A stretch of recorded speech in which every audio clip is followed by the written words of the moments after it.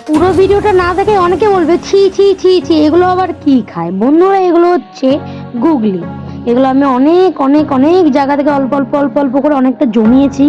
ঠিক আছে, তো আজকে এটাকে ফাইনালি আমি রান্না করবো। আর আজকে সকাল থেকে এটা আমরা অনেকে মিলে জোগাড় করেছি। আমাদের এখানে অনেকেই খায় না, কিন্তু আমি কিন্তু এই নিয়ে দুবার ট্রাই করছি। এটা সত্যি বলছি খুবই ভালো খেতে, আর সত্যি মাংস পুরো ফেল। তো আজকে আমি আবার বাড়িতে ঘুগনি রান্না করতে চলেছি। দেখো বন্ধুরা, এটা কি করে পরিষ্কার করতে হয়। অনেকেই জানো না যেটা কি করে পরিষ্কার করতে হয়।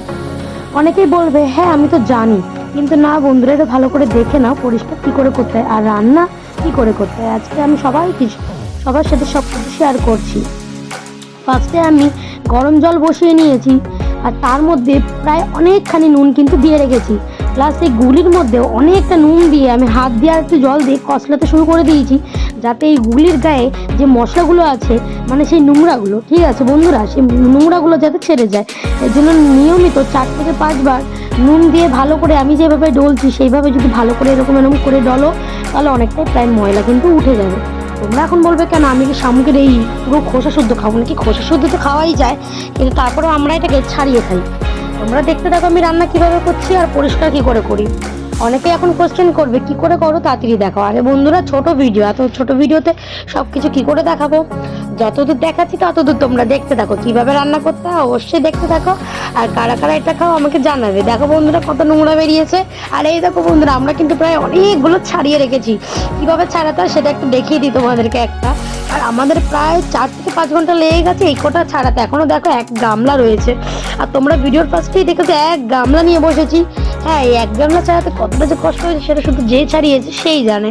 আর আমি আর একটা বোন ছাড়িয়েছি। দেখো বন্ধুরা, এই বোনটা ছাড়াচ্ছে। ঠিক আছে, আমরা দুজন মিলে কতটা কষ্ট করেছি। আর একটা বোনও ছিল, একটুখানি এসেছিল, যে যেমন পেরেছে ছাড়িয়ে দিয়ে গেছে। দেখো বন্ধুরা, এবার এটাকে আমরা বের করছি। ফার্স্টে একটা ব্রেক নিয়ে এই মুখটা, শক্ত মুখটাকে হালকা করে টেনে যতটা পাওয়া যায় ঠিক এইটুকুনি নিলেই এনাফ আমাদের জন্য। বাদ বাকি সব ফেলে দিলেও হবে। এইভাবেই আমরা কিন্তু ছাড়িয়ে নিয়েছি, আবার অনেকগুলো ভেঙে ভেঙেও ছাড়িয়েছি।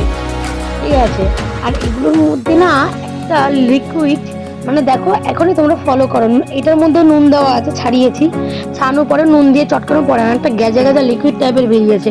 এইভাবে কিন্তু তোমাদেরকে 6 থেকে 7 বার আবার ধুয়ে নিতে হবে। তারপরে কি, মাংস যেমন করো সেইভাবে কষাও আর ভাত দিয়ে খাও। যদি ভালো না লাগে, বিশ্বাস না হলে একবার বাড়িতে ট্রাই করে দেখো তো।